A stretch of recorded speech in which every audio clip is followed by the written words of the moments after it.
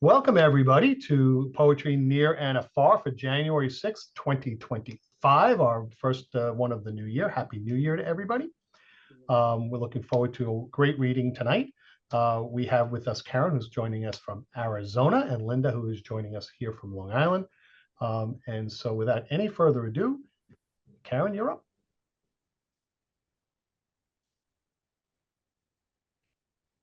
Thank you, Tony, and to the Oceanside Library, and to Linda for reading with me, and to all of you for joining us tonight. I'll be reading some poems from my recent second collection. It's called Fabulosa, out from Jackleg Press. And I'll be reading mainly highlights with minimal commentary in between. So first, I'd like to begin with the opening poem, which is an Ars Poetica, and one of my personal favorites. Why my poems arrive wearing black gloves, like twin gauntlets set on the margin. Enter the female assassin, the screwball debutante, noir and glitz mixed in one bad throwback to an age when dahlias fooled anyone who breathed them. My poems arrive wearing satin or suede to haunt you when they leave no trace. I've watched a man pull off his gloves with his teeth. The trick to undoing the wolf behind the saint is to make a slow-mo invitation of it. Because there's never a plot. Unless one of us goes missing, that's me at the aerodrome, and you boarding a custard plane. Now fly at the sultry wind before you vanish. That's the tension we need.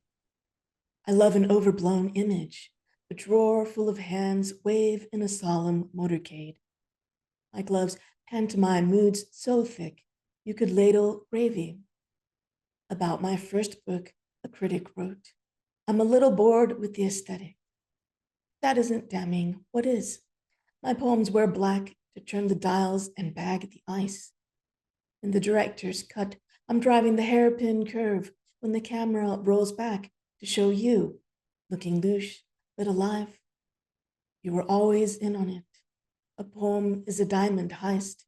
Tell the critic no one watches a woman enter a room to look at her hands just like no one's reading this poem to picture my life. Let a black glove heal down the avenue of my arm. What wouldn't you do? A lot of the poems in this collection are inspired by art, cinema, fashion, and a kind of vintage glamour. So this next poem is called Derby Hats. Cartwheel hats. Feathers and fascinators at Churchill Downs, each one a ringed planet. Give me the black picture hat, danger slung over one eye. A hat to stop thoroughbreds in their paddocks. Not the ay caramba hat, loud as a multiplex, or the upbeat Breton in pastel straw, but the milliner's best fabulosa hat, paired with elbow-length gloves. You know the one, Gloria Swanson's poolside brim taking its place in the sun. Not the veiled pillbox, revival peach baskets, buckets, or cloches. I want the glamorous panther skulking right in the center of the grandstand. The silk funereal hat adorned with nothing but a lethal pin. The merciless hat, the damned hat blocked on a wooden mold shaped to midnight perfection. Hat a villainess wears on coastal drives. I want the Hollywood hat to motor in, the hat they'll book me in. Gloves are a recurring theme in this book. And this next poem is inspired by a painting by William Adolph Bouguereau. It's called Lady with Glove. And the painting features a woman who is wearing only the one. Lady with Glove. Color of ginkgo. Maybe citron. Puffed sleeves, I notice first. Then her sideways, acid look. An ungloved hand props up the other gloved hand. Whether she's set to take the lone glove off or roll the missing one on, it's all invitational. Her blank décolletage. Picture the coup, the lure of unfinished action. No necklace, no background, except for the black sky or unlit parlor. Who knows where this is happening? I'm doing what history warns us not to, inserting myself in the frame so that her bloodless smile has little to do with neoclassical beauty, but the second before or after crime. She regrets nothing. I regret less and less. In a parable of love, a brute steps into an orchard, doesn't come back. Once, a woman with opaline skin wore a malarial dress, fingers cocked like a gun. Whether she took the lone glove off or rolled the missing one on, the painting is fabling a crosswind in the trees.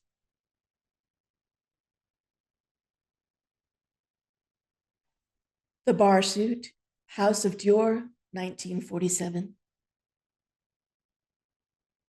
After the war, the wasp waist returns. Silk civility, a flag for romance, buttoned-up jacket over pleated wool. Dior's vision of flower-like women is made in armor of glamour. Boning and yardage dazzle, even now, a study in minimalist color, styled with luxe hat and heels. Who doesn't love the regal criminal feel of leather gloves drawn past the wrists, terrifying in their strictured elegance?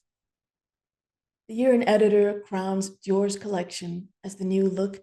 The Doomsday Clock debuts on the cover of Bulletin of the Atomic Scientists. The hand aims 7 minutes to midnight. Inside meringue and black couture, the spleen builds its own reactor. The future arrives in leonine steps. The future pivots, all of us witness. A magician's wife home from the void, mouthing it's nothing, nothing. Now, I was born in the Republic of Panama, and in 1989, that's when the invasion happened, where the US came in to remove General Manuel Noriega. I was about 10 years old at that time, and there was a photograph by a photojournalist named Ron Haviv, and he had taken a photo of the vice president-elect at that time being beaten by Noriega's supporters, and it made the cover of Time magazine. So that photo makes an appearance in this one. Tangelo. Who doesn't love the portmanteau for tangerine and pomelo? Or more like angel, tango, words for wilderness. How I like planting you, Peter, in the thick of it. Also known as Honey Bell, the peel lifting off like a capelet. The poem, a long path, forgetting at the flesh. Its obdurate slickness. A Tangelo's not a metaphor for anything, which is why I love its simple divisions. The pith, a lacework or dragnet. Where I'm from, Haviv's photo of a bleeding vice president, Guillermo Ford in his Guayabera, bludgeoned by gangs of the opposition, went viral once before the invasion of Panama. In 1989, savagery seeps through what we know. The Tangelo's no ritual, but it's as good as anything when it comes to hooking the past through the eye of the present. I can let lightning stitch my lip or forget a country with dead dictators. It's not the shape of a world that counts. It's the scent in my closed palm.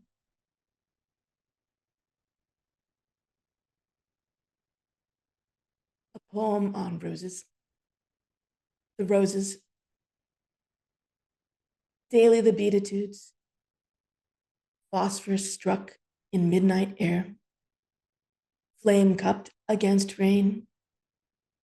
Dead-headed rose crowned with bees. Daily the cut arrangements threaded in chain link. Yellow tape dividing yesterday's gunfire from today's erasure. The roses are edged with bruises. The roses, American red, absorb the floodlit street.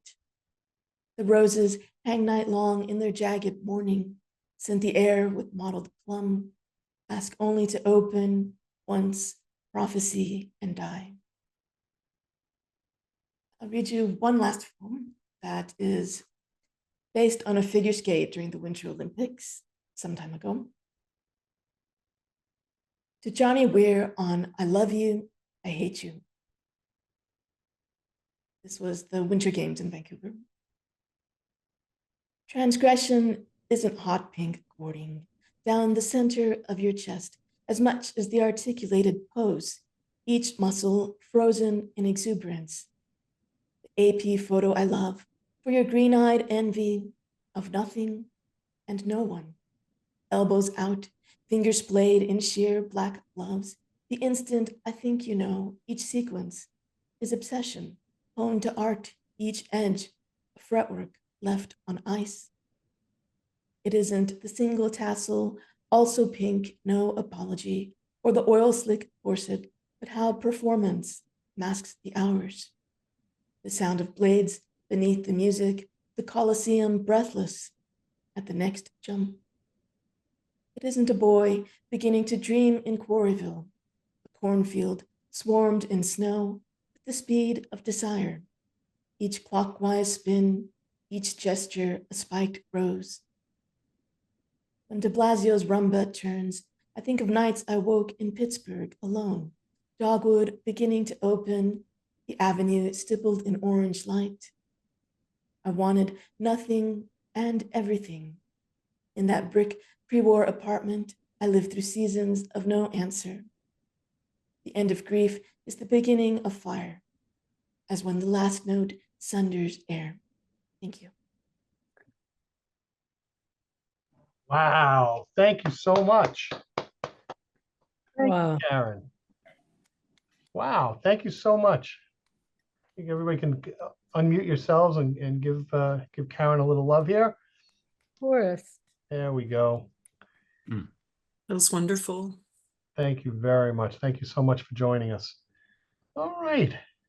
Wow. All right. Well, there we go. Remove spotlight. Linda Kleinbub, you're up. And there we go.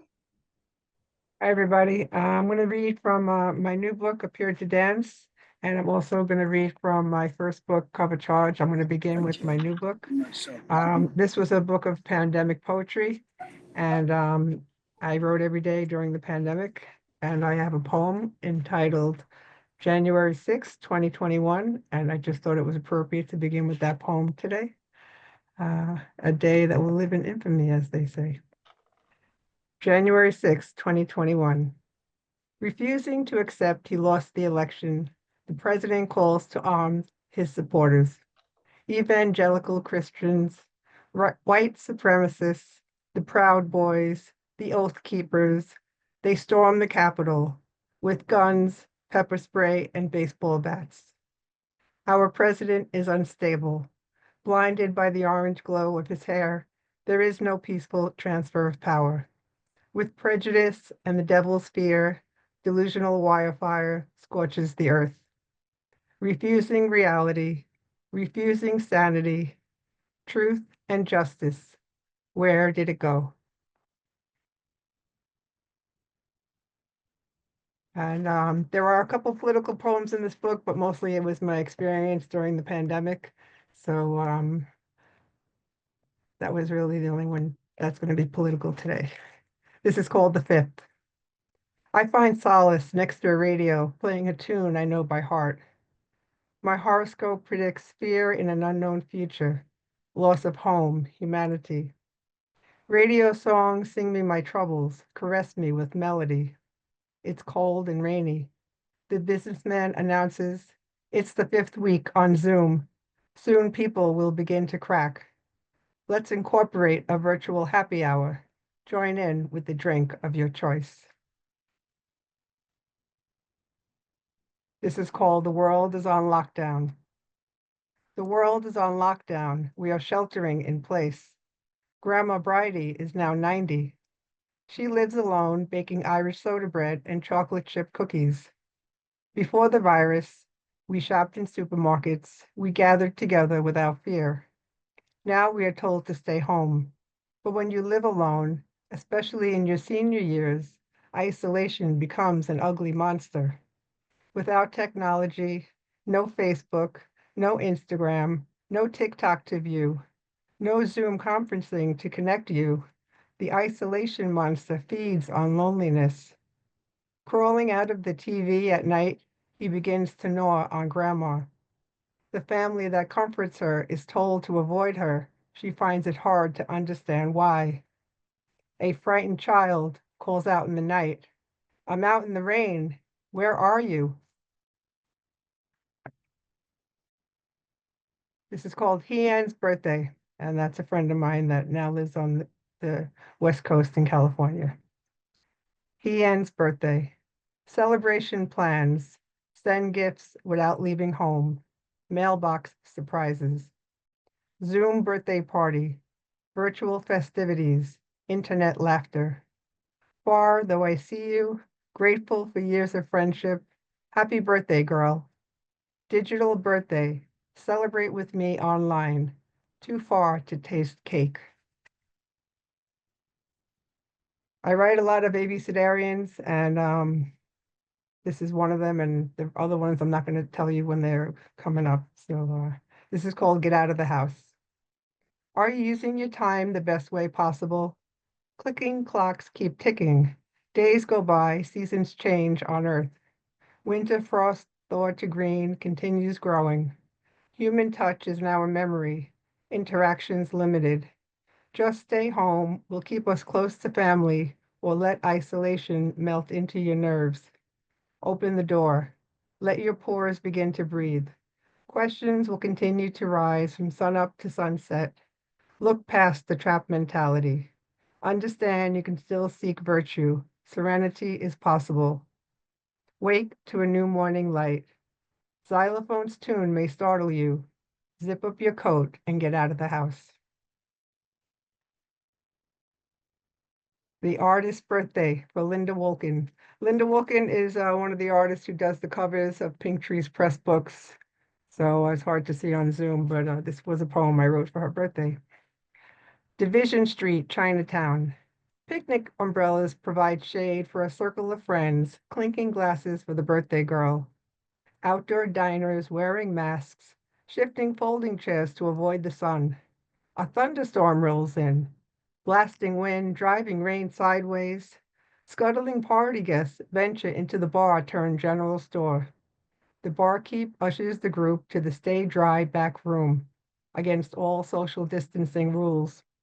They gather together, sing birthday songs, eat caramel cake, while keeping a few feet apart. Wearing a mask except for sipping and eating, alcohol was sure to kill the germs. Friends gathering for the first time in 4 months, trying to act normal, celebrating a birthday in quarantine. This is called It's Christmas Eve. It's been a challenging year. Tension was brewing on the kitchen counter. After another debacle, I lost it. I screamed and stomped my feet. Behavior of yesterday's days. Darkest time on earth. The wall between us has grown. Neil Young's Harvest Moon reminds me, I'm still in love with you. I want to see you dance again.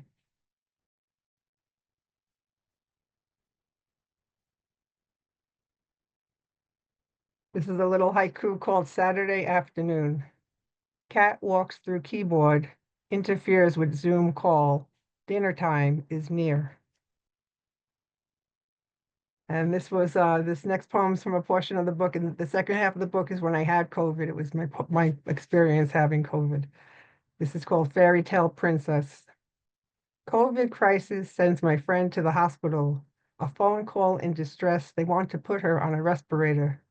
My symptoms, lingering fatigue, needing afternoon naps, congestion, loss of taste and smell. March begins today, approaching 1 year since solitary confinement began. Rapunzel locked away in my tower, peering out the upstairs window. I see you in the yard below. My tower built of infectious disease. Trapped, I dare not let my hair down. Please know that I miss you, isolated in my loneliness, petals in the wind. And the last two poems from this book are acrostic poems, and I'm sure you all know what an acrostic poem because you're a group of poets, but if you don't know, it's the first letter of each line spells a word. So this one spells sleep, and the second one spells COVID virus. This is sleep. Silence the jitterbug, let yourself rest. Evening's herbal tea entices you to dream. Put yourself in bed. COVID virus. Children, what will you observe? What will you remember? Valuable lessons are not identified in classrooms. Designate responsibility. Virus kills humans, cleans earth. Inside every torment is a reason to survive. Understand, I don't have answers, but I'll share all my knowledge for a cure. So that is Appeared to Dance, and I'll put a link to the books in the chat later. And now I'm going to read from my first book, Cover Charge. And the first poem is called Markings on the Wall. Astronomical charts, born under a moonless sky, cosmos ignited the pyre. Daddy said it was so hot Earth could have been on fire. Funny how we let ghosts of childhood hide out in bedroom closets. Imagination carried us to Jupiter and beyond, but we kept looking over our shoulders. Marked time on the moon before night rolled to dawn. Oxygen in our blood, purple galaxies and meteorites our thirst. Revolving on this planet, synchronicity brings us together in one universe, tilting this vex of harmony.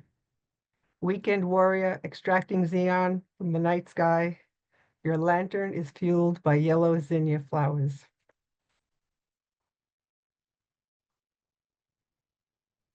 This is called Chores, and it's after a poem by Louise Glick. Chores. It's not the rain. I know it. It's these birds that make that noise. I hear them. That noise does not cease. Like your expectations of me, always wanting more. That noise as I go through the motions on that old bed of ours. In my head, it is your laundry I do tonight. Shoving your soiled garments into the machine, watching the gyrations, your spin cycle. Oh, those damn birds, their caw, caw, caw. How can I compose myself in this clamoring silence? Be my garden. I need to cleanse myself, dig myself into the dirt, sleep with daffodil bulbs, breathe earth. I remember where last season's tomatoes grew, where the strawberry patch sent its runners through the hot peppers and the eggplants. I need to feel you again, to know you like I know the dirt in my garden. I'll rake last season's leaves from you, fertilize you, rejuvenate you. I want to introduce you to the praying mantis and the ladybugs so they could defend you from parasites. I want you soil ready so I could dig my hands in deep, plant a fragile seedling, water it, and watch it grow.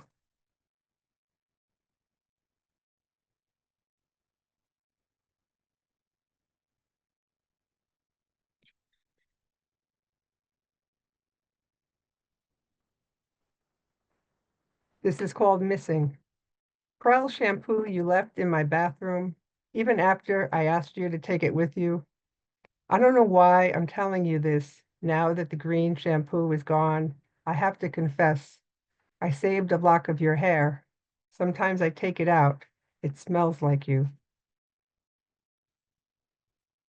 This is called Kaleidoscope. Let color patterns erase your pain. Crystals turn in a cylinder. Mirrored pieces reflect hues magnified, shapes cast back, shapes transformed. Look into the kaleidoscope. Look closely. Beyond changing color patterns, beyond shifting shapes, beyond tricks of mirrors, look deep. You're changing, colliding into yourself, crashing, trying to burn your dreams. Enter the kaleidoscope. Turn the cylinder. Become enraptured by colors that twirl. Do you remember colors? Colors that move before your eyes, colors that you have the power to control. Can you control this kaleidoscope? Look up. You hold moonbeams in your fingertips. You control the constellations. Can you know that? Sleep in solace this night. Let color patterns erase your pain. This is called School of Obedience. She'll never be man's best friend. Forever she'll remain Pavlov's dog in training. He wants her to perform, good dog. He wants to keep her down, bad dog. He says, you're so beautiful, as he strokes her into submission. He knows how to stimulate her, so she does tricks to please him. Still, he rings bells to remind her of her shortcomings. He tells her, I love you, as he hangs wind chimes over her head. Bells ring random in the wind. A haunting melody chimes outside her window. He says, I'm addicted to you, but she's back in her kennel when he's through. Sometimes he runs his fingers through the wind chimes to remind her of her crimes. She knows he is counting her sins. He needs to keep her in her place, keep her down. Sometimes she retreats, sometimes she hides. She will remain astray. Still, she scratches at his door, looking for one last bone.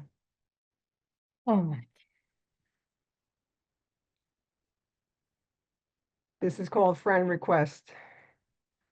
Politics on Facebook filled with manipulation and lies. I can't play that game. This public display, show what you please, fill your world with pretty pictures or try to cure a disease. Did somebody say birthday fundraiser, please? Oh, It's the Facebook parade. Self-promotion free of charge. Who's in charge? You could show me your nightmare or put on a show. Become a fantasy lover. Who's to know? Guaranteed personality upgrade. What? Now you want to unfriend me? What a tease. And these are the last two poems. This is called Sunken Ship. Fog made of salt, tears of mermaids, voices rising from deepest sorrow, carry me towards daylight. Fuse myself whole again, wipe my tears with beach fire coals, lose me on the shoreline, let me become food for seagulls. And the last poem in the book is called Suitcase. In the quiet time of evening, when the katydid song ends, the moon still shines above. She's packing her suitcase. What will she carry home? Under the silent stars, investments made in time multiply, or they can disintegrate by astronomical charts sent via email. Everyone knows you need to look up to see the galaxy. Thank you, everybody. thank you. Thank you very much. Oh, it was wonderful, Linda. Thank you so, so much. All right, let's give both of our features tonight a nice round of applause. All right. Well, thank you so much. Okay, so we're gonna start our open mic, and then we'll kind of proceed forward. So, Chris, you're up, and Margaret, you're on deck. Yes, good evening. I'm ready. Okay. Let me read right now. The incense of hot glue in the back of the library, caressing my oral cavity to stimulate my brain, my limbic system, and my hippocampus specifically. I time traveled myself back to home ec and art classes, weaving through different years when I used to tap the tip of the gun after I pressed the trigger. The ceiling is smiled at by me as I lay back on the wooden chair, pondering on a mischievous thought. I wonder where the librarians hide the guns. Poem. Well, thank you very much. Thank you. Okay. All right, Margaret, you're up, and Marvin, you're on deck. Thank you, Tony. Thank you, Karen. And thank you, Linda, for all your great poetry. This is called Wide Awake.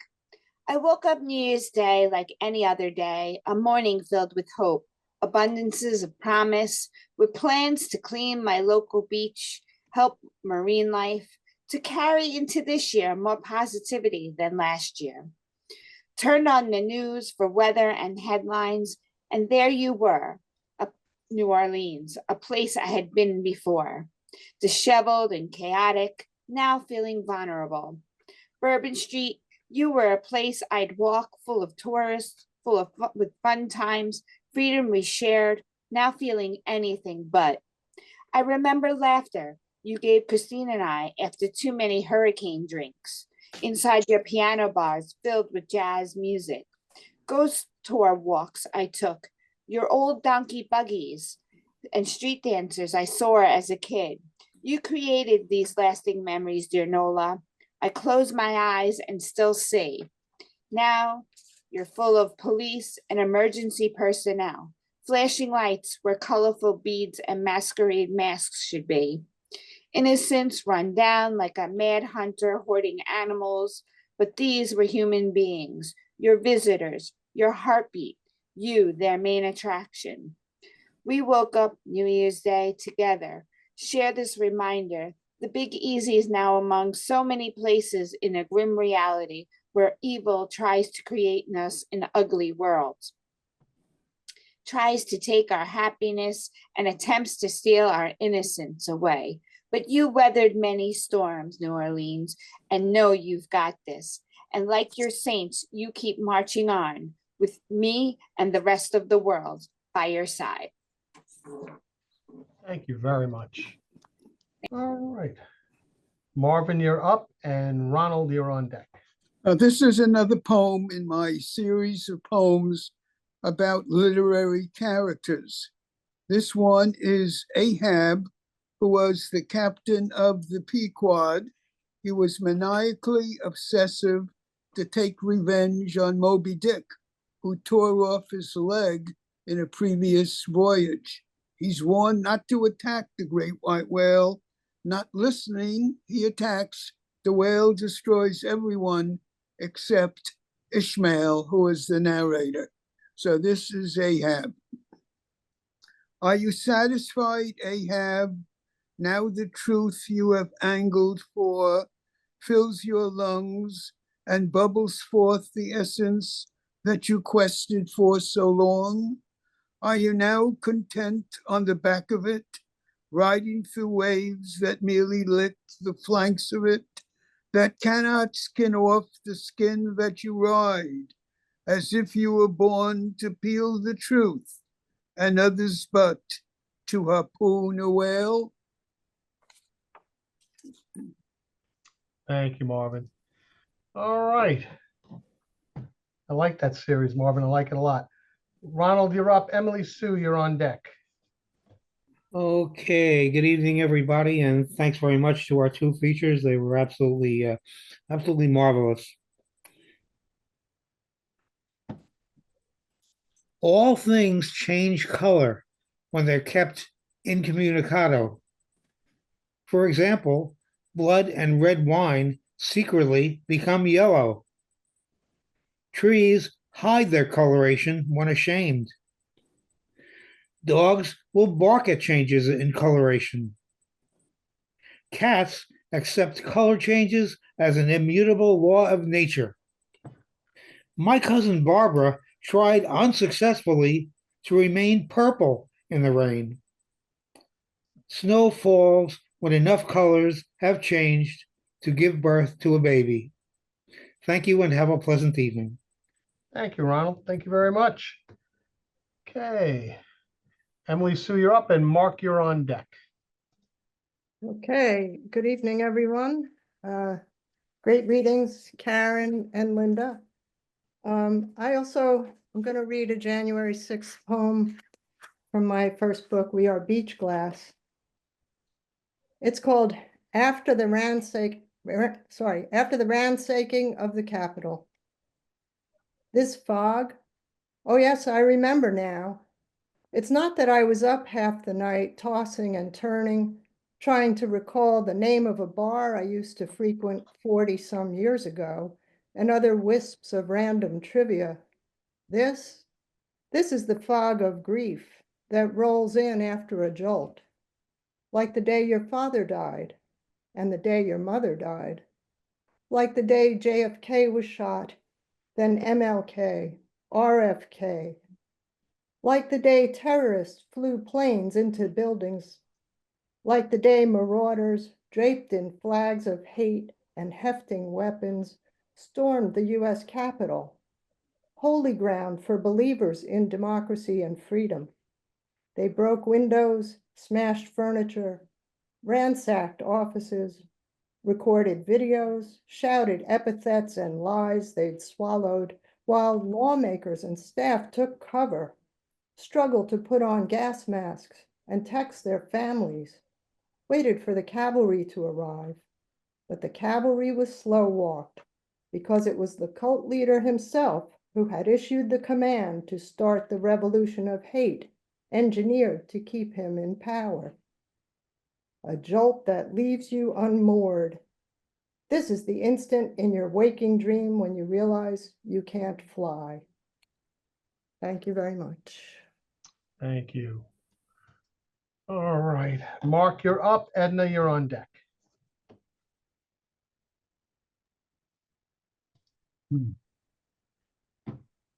Vessels.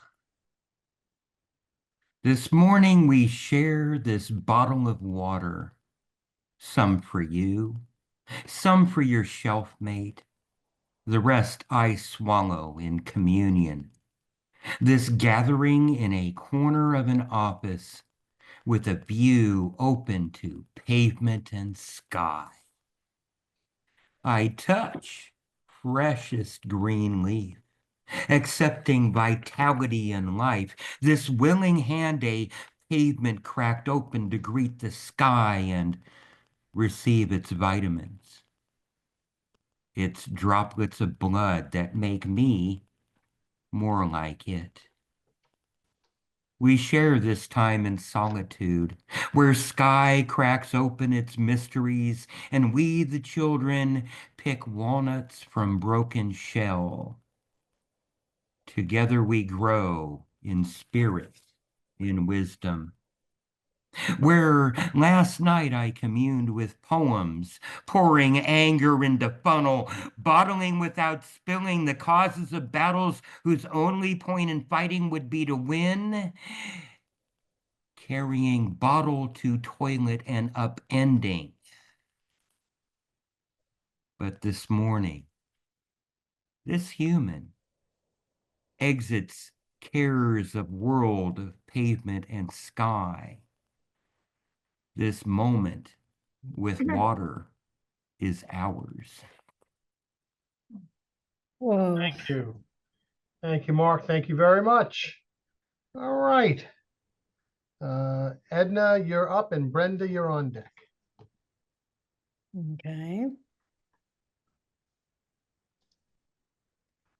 Well, this poem, which is in my book, was inspired by a headline in the New York Times that Pope Benedict admits being in a meeting about priests accused of abuse. In other words, the Pope, lied. Pope and circumstances. Holy Father, Bishop of Rome, Pontifex Maximus, is he not just flesh and blood, mortal like the rest of us, who may sometimes sit not on the throne of St. Pete, rather in the dentist chair, or worse yet, prepare for next day's colonoscopy? He may be attired in full regalia, complete with headgear of triple tiara, but under the white cassock and golden pellegrina is just what you'd see at the men's shower arena. Okay, thank you. Brenda, you're up, and Josephine, you're on deck. Okay, well, since people are reading January 6th poems, I guess I will read mine.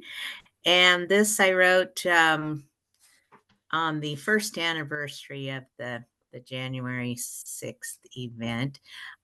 It's in a form called a rondino, which is sort of an obscure variation of the rondeau form. Twisted, red, white, blue. Twisted flags defile pure sky, red caps, red blood, red ire. White faces in their stripes defy, blue lives crush deep in the mire. Red caps, red blood, red ire. Weaponized flags defend the big lie. Our chief shares his careless desire. Gallows erect, hang the traitors high. White faces in their stripes defy, shatter and invade to serve their sire. Fight like hell, they heed his cry, such loyalty and faith he doth inspire. Blue lives crush deep in the mire. New Civil War soldiers prepare to die or to kill if the cause may require. A mob deceived, still standing by, twisted, red, white, blue. Thank you. Thank you very much. All right. Josephine, you're up, and Thank you. Jack, you're on deck. It's lovely to be here with everybody and wishing everybody a great new year. I'm going to share a poem from my computer. It's called The Pelican's Prayer.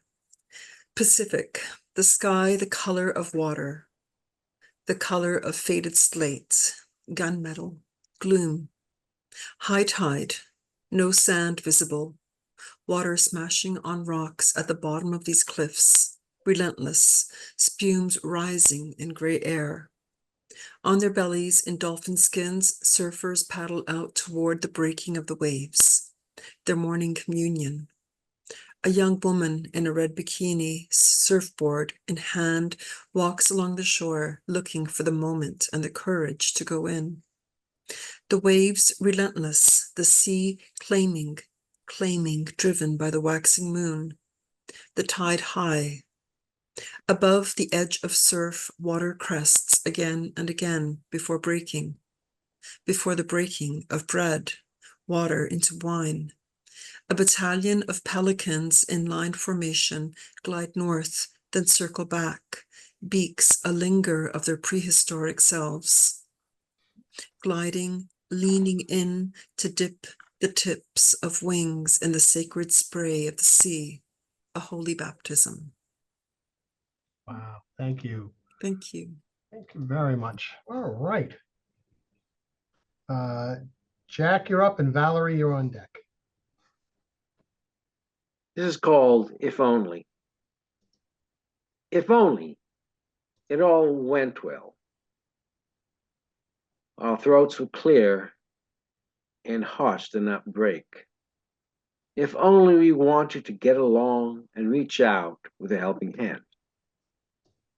If only there was enough people of depth instead of superficial beauty or sarcastic droning. If only it won't be just yet. It can't and it won't. I don't know why. It's not likely you even know either.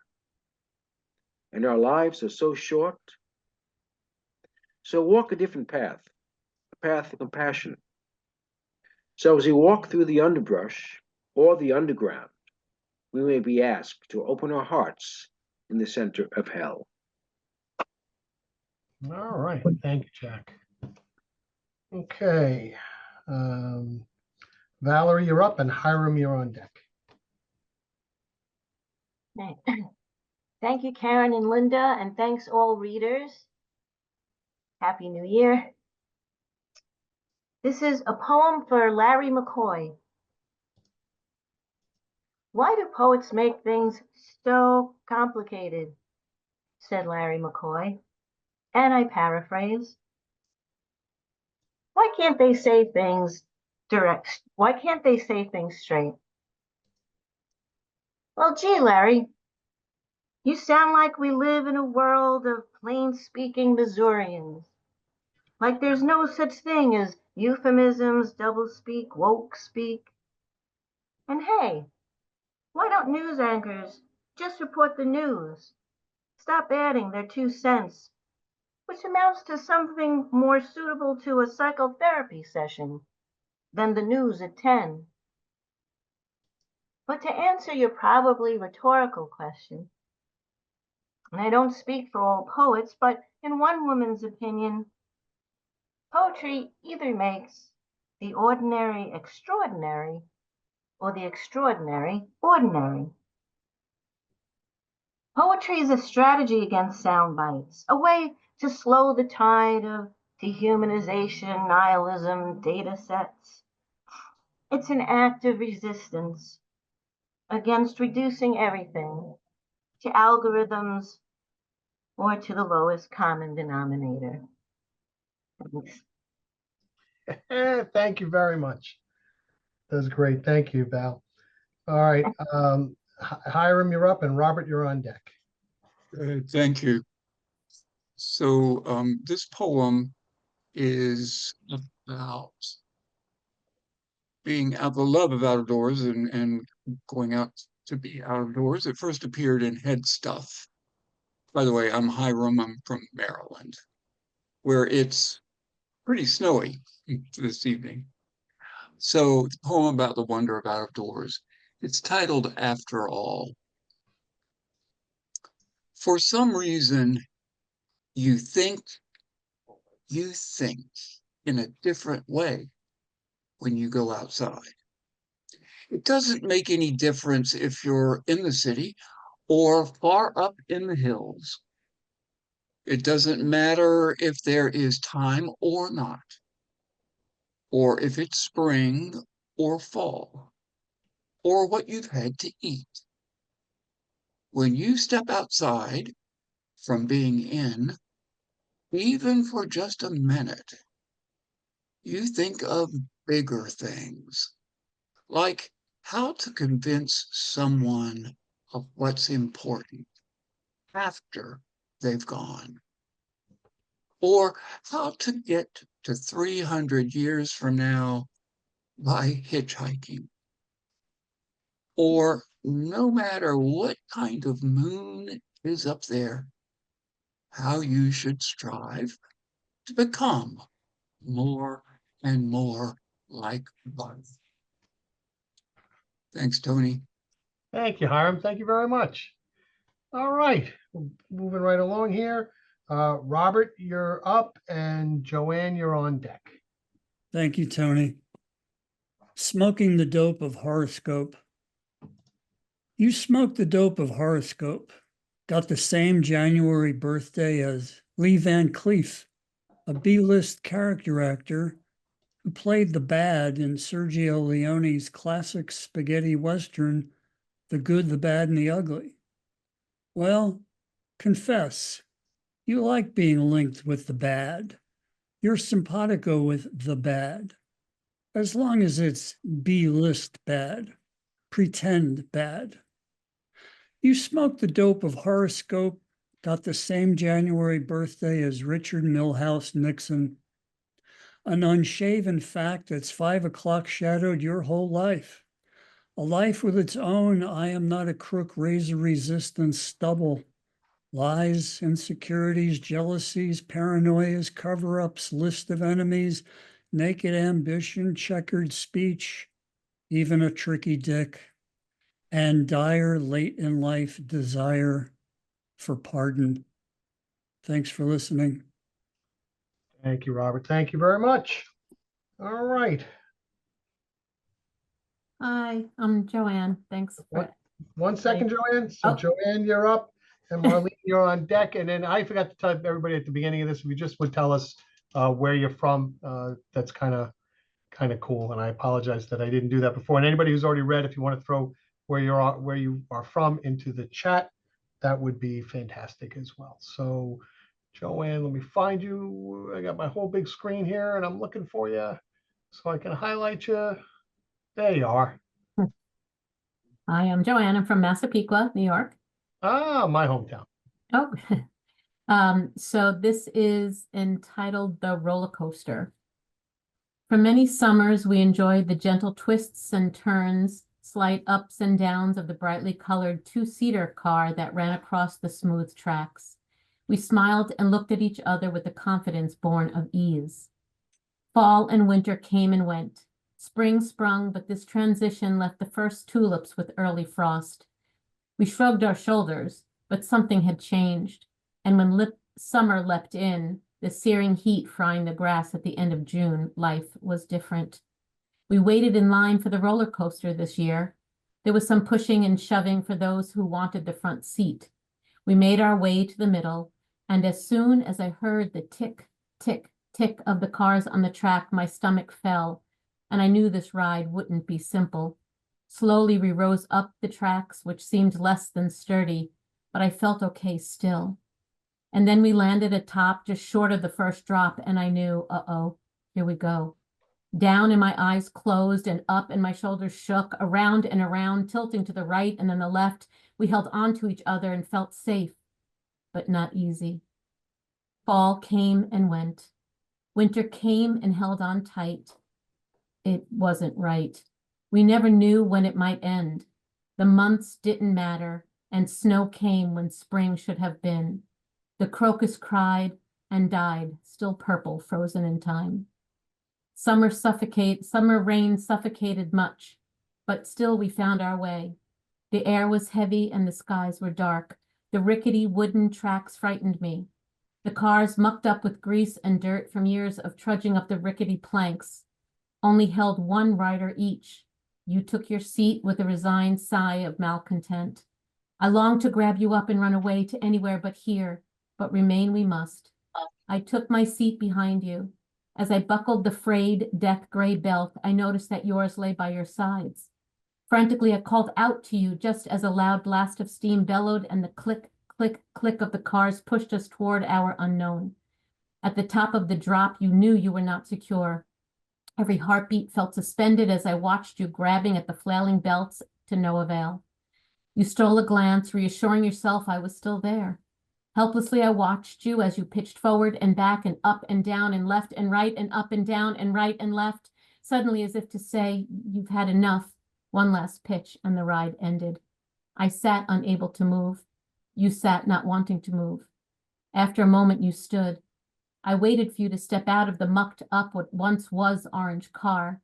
I thought you would just walk away, but instead, you walked to me and helped me out of my car. The autumn leaves tarried long on the limbs, burning bright amber, crimson, and copper. When the final leaf fell, the chill in the air invited the winter to begin its descent of crystal flakes, cushioning the ground with a blanket pure. Just long enough the winter lasted, and at the last warm day, the buds of spring began to bloom. And then summer, oh summer, how quickly you swept in, with sunrise rays teasing and playful. We took our place at the back of the line. Somehow we were late, having almost forgotten to come. One by one, the line inched ahead. In tandem, we each lifted a foot to cross the threshold, but instead chose to remain. You looked at me, and I at you, and together we watched the cars climb and fall, tilt and steady. Then without a word, we turned and walked away, at peace with the rhythm of the ride. Thank you very much. Thank you. Thank you. Is this your first time here? No, I did the last outdoor summer one. It's my last one here at Zoom. Oh, okay, good. Good. Well, thank you so much. Thank you. All right. And we have Marlene up and Bob H. You're on deck. And where are you from, Marlene? I'm from Colorado, Denver. Very nice. And Brenda's also from Colorado. She's the only other one I know here. Okay. Well, thank you for joining us. Yeah, thank you for having us. Do not disturb.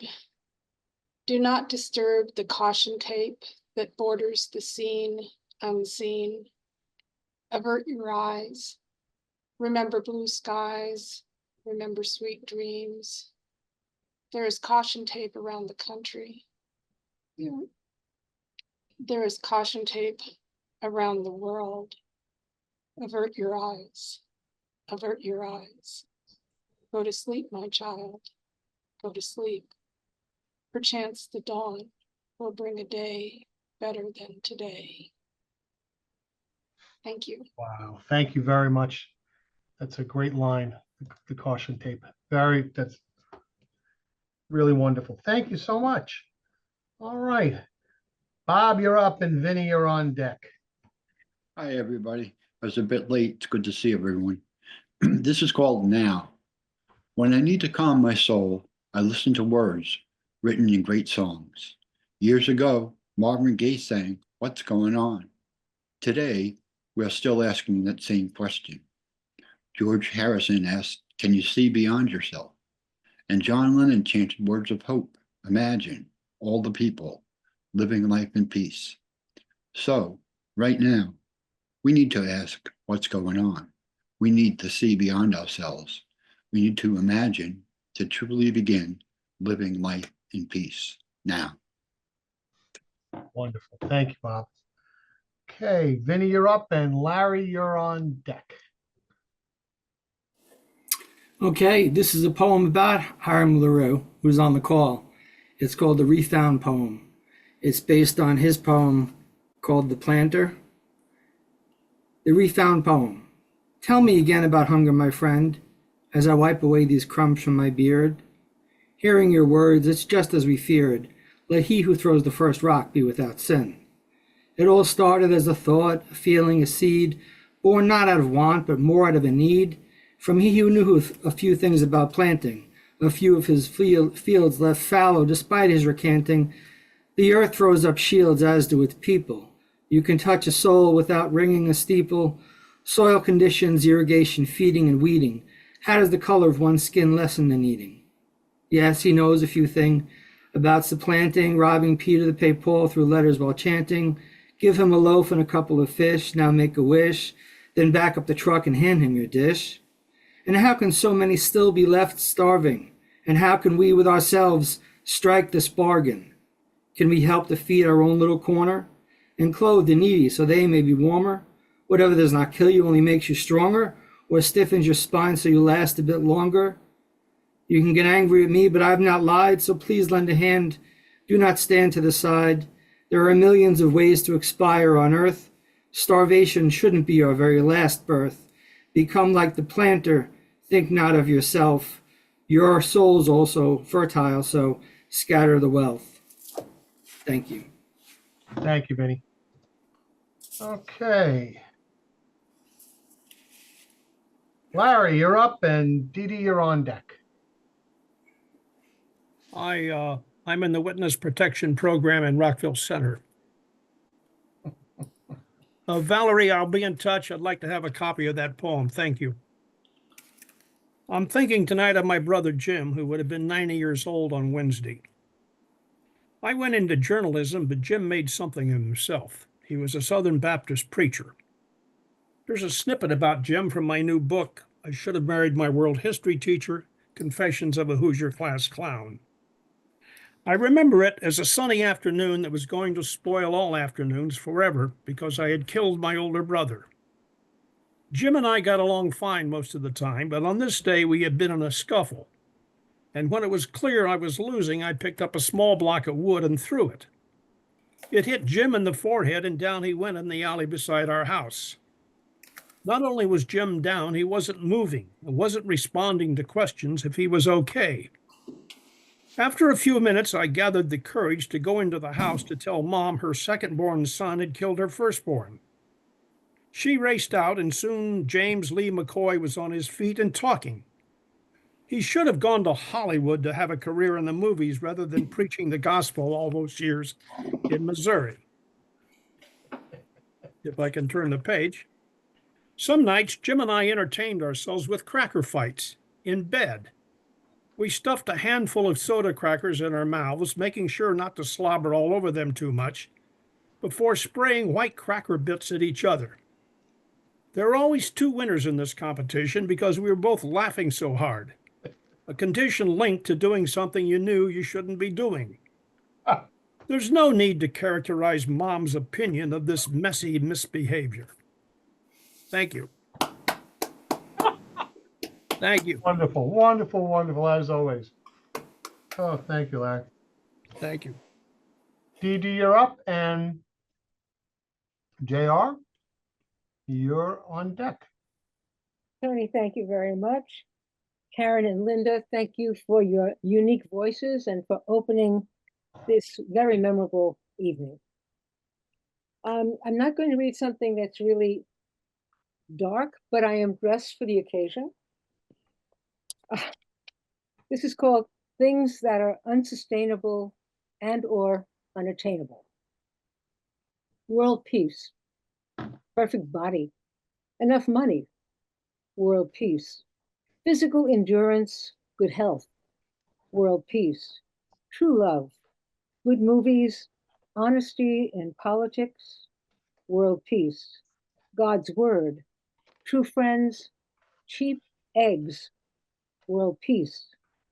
Check out liquid egg substitutes. Be grateful for them. Amen. Thank you. Thank you very much. That was a great night tonight. All right, JR. Okay. Wow. Great night. Thank you, Karen. Thank you, Linda. Thank you, Tony. And I'll admit that I did say that your wonderful story about the planetarium, and you wrote a poem about it. Maybe you'll read that after me. A long poem. Merry Little Christmas, everyone. My poem is titled Epiphany. It's a miracle, bigger than the birth of nanotechnology, more bandwidth than a full orchestra symphony, brighter than a 1,000-watt halogen bulb, smoother than Smokey Robinson or a mochaccino frame. Not as religious as the resurrection, but bluer than the earth, purer than snow. It's a miracle, I tell you, heartier than Campbell's soup, louder than a 17-year-old's Bose car stereo with the windows up. More fragrant than a gardenia, richer than a pocket full of million-dollar bills or banana cream pie. Loyal as a dog to his boy, more refreshing than a cool pool on a wilting August day, riveting as Jeopardy, better than a good book, a miracle, a Galaxian mega-trillion miracle beyond all basic miracles. Yes, yes, I've done it. Broken the code, knocked the wall, blazed through the broken rubble of writer's block, and lived to tell the poem. Woo-hoo. Thank you. All right. Before we close, if you're not on our email list, please type it in. I have not scheduled. This is because we've been so busy with other things here at the library. I just have not scheduled anybody else for the rest of the season. So I will be scheduling people over the next week or so. So if you're not on our email list, then you can't know about it. So please put your email in the chat, and I will finish with this one. Kind of goes with the New Year's resolutions. My secrets. My secrets lie there in that lower drawer of the file cabinet. Open it. I dare you. You'll find them, dozens of them, small, none even letter-sized, backs made of cardboard and soft linen, bendable and hard, moleskin and knockoffs. Some started, most still as they were, when purchased at the used bookstore or the tourist haven. Notebooks, laden only with plans and hopes, the unwritten, my secret garden. All right, everybody. Well, thank you again. Thank you, Karen. Thank you, Karen. Thank you, Linda, so much. Thank you, all of the open micers. You guys were wonderful tonight. Thank you very much. Again, I wish you all a happy and a healthy new year and a peaceful one at that. And I look forward to seeing you all in a couple of weeks. Thank you. Thanks, Tony. Thanks, everybody, for being here. Happy New Year. Thanks, Tony. Thanks, everybody. Thank you. Happy New Year.